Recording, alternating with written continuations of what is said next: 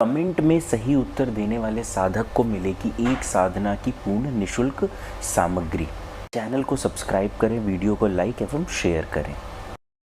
निशुल्क रूप से पामिस्ट्री सीखने और अपने हाथ का निशुल्क अवलोकन करवाने के लिए पाम स्टोरीज चैनल को सब्सक्राइब करें और वहां पे दिए गए नियम पढ़ें।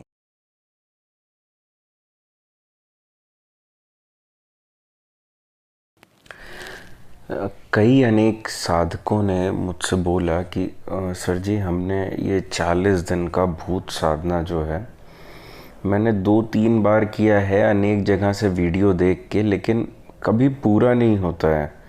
मतलब वो होता है या नहीं होता है, उसकी जानकारी दीजिए। तो अच्छा, जिनको नहीं पता है मैं बता देता हूँ। बबूल के वृक्ष के नीचे मल त्याग करने के बाद जो पानी बचता है उसको वहाँ पे डाला जाता है प्रत्येक दिन। और कहते हैं कि 41वें दिन जब पानी नहीं डालते या 40वें दिन जब पानी नहीं डालते हैं तो उसके बाद वहाँ से एक भूत आता है और वो आपके इच्छित कार्य कर देता है। तो इस साधना को मैंने तो कभी नहीं किया है और मैंने कभी किसी को कराया भी नहीं है, लेकिन जो इस साधना को देखने, इसके मंत्र को समझने के बाद जो मुझे उसमें त्रुटि महसूस हुई वह मैं आप सबके सामने बता दे रहा हूँ कि इस साधना में क्या त्रुटि है और ये क्यों नहीं हो पाती है कभी भी करने से। देखिए, इसमें 2 चीज़ें हैं। पहली तो इस साधना का जो शुरुआत है वो एक निश्चित मुहूर्त में होनी चाहिए या नक्षत्र में होनी चाहिए। वो होनी चाहिए केतु के नक्षत्र में। किसी भी ऐसी साधना को जो निम्न कोटि की है, भूत हो, प्रेत हो या पिशाच हो, पिशाचनी हो, इसे हमेशा केतु के ही नक्षत्र में शुरू करना चाहिए। अश्वनी और मघा में हम इसे नहीं कर सकते हैं। तो केतु का जिस नक्षत्र में हम इसकी साधना शुरू करेंगे वो है मूल। मूल नक्षत्र में इसकी साधना शुरू करनी चाहिए। यह इसमें प्रथम गलती है जो साधक अमावस्या या किसी भी समय से चालू कर देते हैं, तो वैसा ना करें। मूल नक्षत्र जब भी पड़ रहा हो उसी समय इस साधना को आप शुरू करें। जैसा कि मैंने शुरू में ही बताया, ये मैंने ना की है ना मैंने किसी को कराई है, लेकिन मैं खाली इसके मंत्र ज्ञान और जो इसकी विधि है उसके अनुसार आपको इसकी सत्य की जानकारी दे रहा हूँ। यदि आप ऐसे करेंगे और जिस तरह से मैं बताता जा रहा हूँ वैसे करेंगे तो यह 100% सही होगी और इसका आपको लाभ ज़रूर मिल जाएगा। आप यह साधना किसी एक ऐसे शिव मंदिर के पास लगे इमली के पेड़ के नीचे भी कर सकते हैं। कुछ इस प्रकार से समझिए कि वहाँ पे आप ये समझ सकते हैं कि उस पेड़ पर इस प्रकार की जो अतृप्त आत्माएं रहती हैं उनका वास रहता है। आप स्वयं से भी महसूस कर सकते हैं कभी रात्रि काल में इस चीज़ को। अब इसके पीछे के तथ्य में मैं नहीं जानना चाहता, लेकिन हाँ, आप वहाँ पर भी इसे कर सकते हैं। अब आते हैं कि विधि में क्या कमी है जिस कारण से ये पूर्ण नहीं होती है। इसमें आपको करना क्या है, 2 चीज़ें हैं जो आपके पास होनी चाहिए इस साधना को करने के लिए। पहली, किसी ऐसी चिता की भस्म, किसी ऐसे व्यक्ति की चिता की भस्म जिसका वैदिक विधि के अनुसार अंतिम संस्कार नहीं हुआ है। अर्थात जो जितनी भी लाश इस प्रकार की होती हैं, जैसे जो मॉर्ग में होती हैं या इस प्रकार से होती हैं, पोस्टमार्टम के बाद कोई देखने वाला नहीं होता, उन्हें सीधे फूंक दिया जाता है। और ख़ास तौर से वो लाश जिसका पोस्टमार्टम हुआ हो या उसके साथ चीरफाड़ हुई हो या अकाल मृत्यु हुई हो, अकाल मृत्यु नहीं समझते हैं तो एक्सीडेंट से मृत्यु हुई हो, ऐसी की भस्म आपके लिए एक चुटकी भस्म भी बहुत है। लेकिन जब पूर्ण रूप से वहाँ पे ठंडी पड़ जाए वो भस्म, तब उसके बाद एक चुटकी से लेके एक मुट्ठी भस्म आप उठा सकते हैं वहाँ से और उसे अपने पास रखें। दूसरी चीज़ क्या है इसमें, यह हो गई प्रथम चीज़। जो दूसरी चीज़ है वो आपको क्या करनी है, किसी भी एक ऐसे व्यक्ति की कोई भी हड्डी जिसकी अकाल मृत्यु हुई हो और वह कब्रिस्तान में दफनाया गया हो। आप उस मृत व्यक्ति की कोई भी शरीर के किसी भी अंग की एक हड्डी उठा सकते हैं और उसका उपयोग करें इस चीज़ को करने के लिए। अब आपको इसका उपयोग करना कैसे है? जिस भी वृक्ष या दरख्त के नीचे आपने जल अर्पण करना है, उस दरख्त के नीचे जाके ये दोनों ही गाड़ दें, एक तो उसकी भस्म और दूसरी हड्डी। आप चाहें तो इसे किसी भी रंग के वस्त्र में श्वेत छोड़ दीजिए और लाल पीला, मतलब जो डार्क कलर हैं उनमें कोई भी ले लीजिए, जैसे बैगनी, काला, नीला, इस तरह का कोई भी रंग का कपड़ा ले लीजिए आप।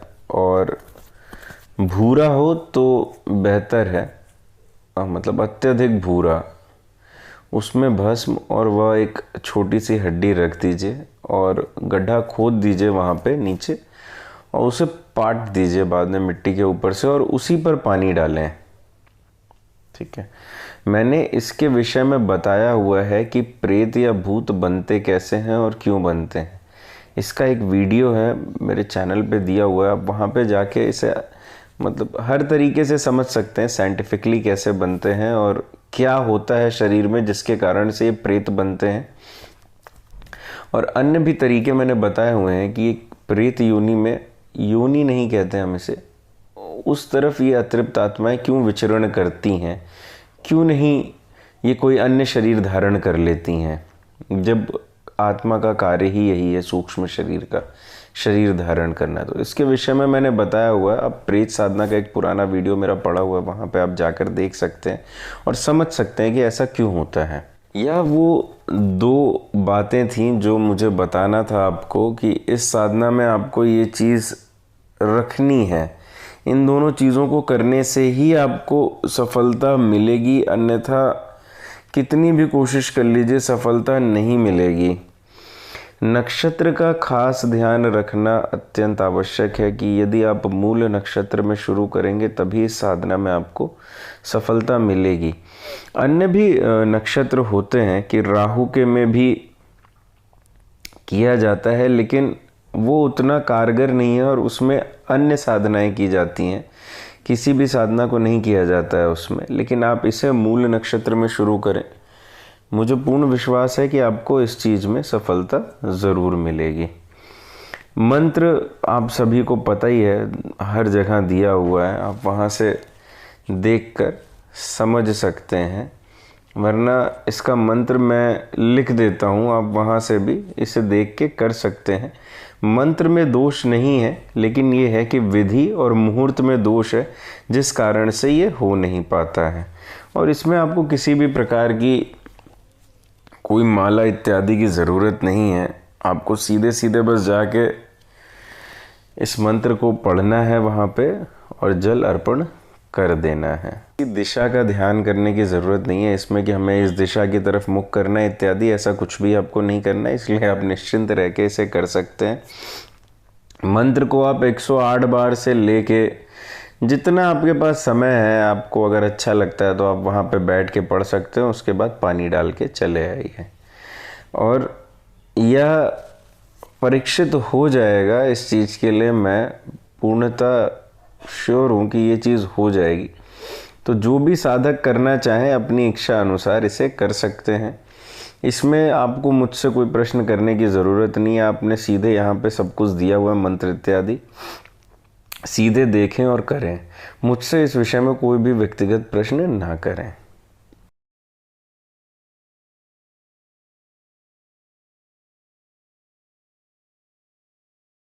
26, 27 एवं 28 अगस्त चंडीगढ़ शिविर। संस्था द्वारा 13 सफल शिविर भारत में किए जा चुके हैं, जिससे असंख्य साधकों को लाभ प्राप्त हुआ है। आयोजित शिविर में ध्यान, तंत्र, मंत्र, यंत्र, क्रिया योग, योग निद्रा, तंत्र साधना, 10 महाविद्या साधना, स्वर विज्ञान एवं हस्तरेखा परीक्षण। साधकों को 1 दिवसीय एक ऐसी साधना करवाई जाएगी शिविर में, जिससे वह अपने अनेक कष्टों से मुक्ति प्राप्त कर सकेंगे। यह अत्यंत गुप्त परीक्षित एवं प्रमाणिक साधना है तथा अन्य गुप्त जैसे धार्मिक स्थल की सत्यता, ग्रहों को अपने अनुकूल कैसे करें, अघोर पंथ, जीवन का मूल्य तथा एक अत्यंत गुप्त एवं प्रभावशाली साधना कायाकल्प, अपने आप को जीवन भर एक जैसा कैसे रखें सुंदरता में, मन की जादुई शक्ति से अपने किसी भी कार्य को करने की क्षमता एवं हस्तरेखा परीक्षण, जिसमें आप अपनी हस्तरेखा का परीक्षण करवा सकते हैं, तंत्र मंत्र यंत्र साधना की पूर्ण जानकारी, हवन कर्म एवं षटकर्म का प्रयोग, क्रिया योग के माध्यम से हर एक प्रकार की शक्ति को प्राप्त करना, ध्यान प्राणायाम एवं मुद्रा का उपयोग करना, जो लोग बैठ के ध्यान नहीं कर पा रहे उनके लिए विशेष योग निद्रा का सेशन, कुंडलिनी जागरण एवं क्रिया योग, चक्र शुद्धिकरण, श्रीमद् भगवत गीता की सत्यता, योग निद्रा के महत्वपूर्ण अंग, साधना की विस्तृत जानकारी, आसन माला एवं पूर्ण जानकारी, हवन इत्यादि कर्म, प्रत्येक दिन सामूहिक प्रश्नोत्तरी एवं व्यक्तिगत प्रश्नोत्तरी, व्यक्तिगत रूप से आपको मिलने के लिए, निःशुल्क रूप से मिलने के लिए श्री योगी जी द्वारा 10 मिनट दिए जाएंगे जिसमें आप व्यक्तिगत किसी भी प्रश्न का उत्तर ले सकते हैं। व्यक्तिगत रूप से आप हस्तरेखा का परीक्षण करवा सकते हैं तथा अपने विषय में जान सकते हैं।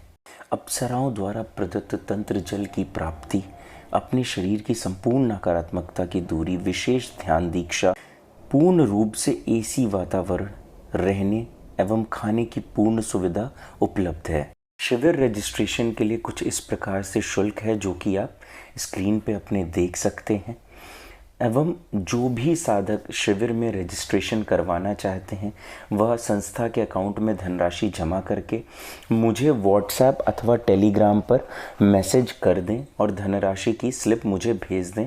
आपको एक विशेष ग्रुप में ऐड कर दिया जाएगा जहां पे आपको अन्य सारी जानकारी दे दी जाएंगी।